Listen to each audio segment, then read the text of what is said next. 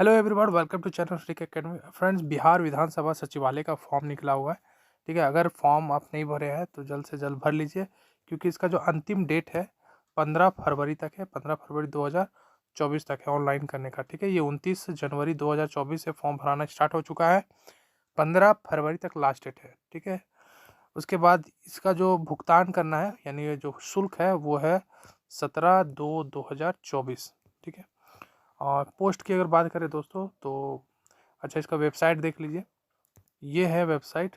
ठीक है, www.vidhansabha.pih.nic.in। ठीक है, इस पर जाइए, क्लिक कीजिए और रिक्रूटमेंट वाला ऑप्शन में जा करके वहाँ ऑनलाइन होगा, वहाँ से फॉर्म फिलअप कर सकते हैं। अब देखिए, इसमें जो मेन है वो ये है। ठीक है, दो पोस्ट है इसमें, एक है सहायक प्रशाखा पदाधिकारी, एक हो गया सहायक अवधायक। ठीक है, तो इसमें ये जो है इम्पोर्टेंट सहायक प्रशाखा पदाधिकारी। ठीक है, इसका जो टोटल जो सीट है 50 है, जिसमें से अनारक्षित है 0 है, यानी एक भी नहीं है। EWS जो है वो 4 है, SC का 13 है, ST का 2 है और OBC का 20 है। टोटल मिला के 50 हो गया।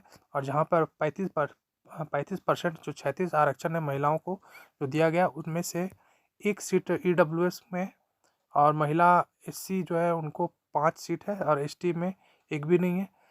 और उसके बाद 7 जो सीट है वो है OBC अत्यंत पिछड़ा वर्ग जो है। उसके बाद फिर पिछड़ा जो वर्ग है वो 4 है। ठीक है, तो ये इस तरह से है।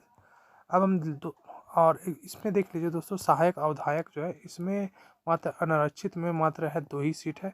ठीक है, और अत्यंत पिछड़ा वर्ग हो गया, और पिछड़ा वर्ग में एक सीट है। ठीक है, और टोटल जो है इसमें 4 सीट है, टोटल 4 है। ठीक है, तो हम ऊपर वाला जो था मेन ये, ठीक है, सहायक प्रशाखा पदाधिकारी। ठीक है, तो इसी को हम लोग आधार मानते हुए तैयारी करेंगे।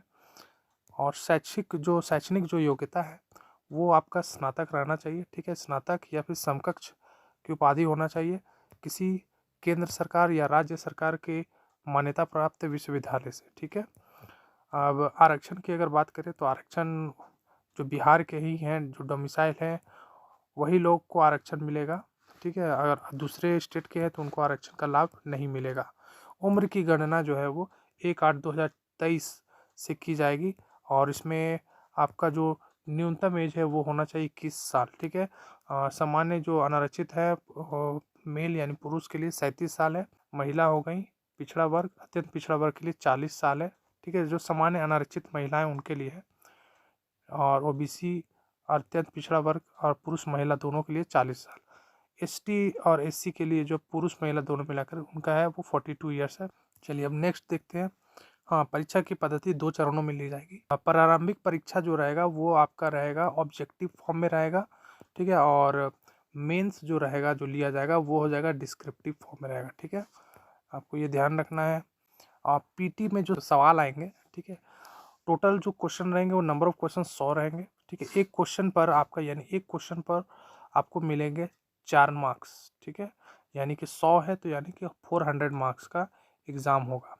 ठीक है, ऑब्जेक्टिव रहेगा, समय की जो अवधि मिलेगी वो 2 घंटे मिलेगी। ठीक है फ्रेंड्स, नेक्स्ट चलिए अब देख लीजिए। देखिए, प्रारंभिक जो परीक्षा होगी, अच्छा इसमें निगेटिव है, निगेटिव भी ध्यान रखना है। ठीक है, निगेटिव कितना है, वो 1 नंबर की कटौती की जाएगी गलत होने पर। ठीक है, गलत होने पर 1 नंबर की कटौती की जाएगी। नेक्स्ट अब हम लोग देख लेते हैं प्रारंभिक परीक्षा में जो विषय होंगे, यानी जो सामान्य अध्ययन होगा उसमें 40 सवाल पूछे जाएंगे इससे। साइंस जो और मैथ रहेगा उससे 30 सवाल, और मानसिक क्षमता या रीजनिंग से जो पूछा जाएगा वो टोटल 30। तो इस तरह से हो गए टोटल 100 क्वेश्चन। अब हम बात करते हैं, देखिए अगर अगर ज़्यादा फॉर्म अगर गिरेगा तो फिर उसमें क्या होगा, नॉर्मलाइजेशन किया जाएगा। ठीक है, समानीकरण।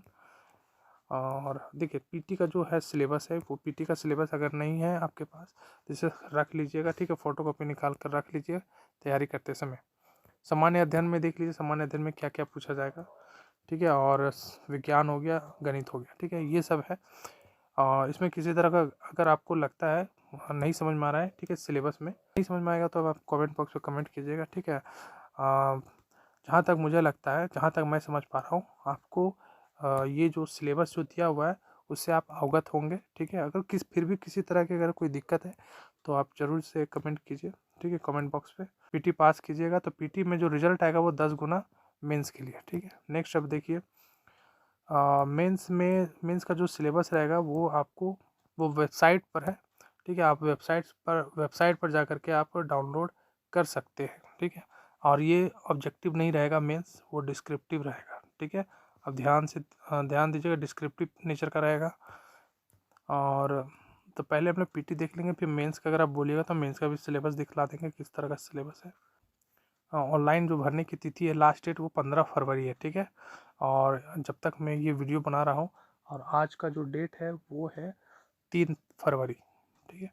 तो 15 फरवरी लास्ट डेट है। 17 फरवरी जो है वो परीक्षा शुल्क भुगतान करने की अंतिम तिथि है। तो अंतिम तिथि का आप वेट नहीं करेंगे, यानी 15 तारीख का वेट नहीं करेंगे, क्योंकि सर्वर डाउन हो सकता है। इसलिए जो है सो आप जल्द से जल्द फॉर्म अप्लाई कर दे। तो चलिए दोस्तों, मिलते हैं फिर नए वीडियो पर, और किस तरह के सवाल पूछे जाते हैं मैं वो वीडियो बना करके लेते आऊँगा, ठीक है, आपको दिखाऊंगा। तो फिर फिलहाल दोस्तों आज इतना ही। चैनल पर नए तो चैनल को सब्सक्राइब कर लीजिए, लाइक कीजिए, शेयर कीजिए।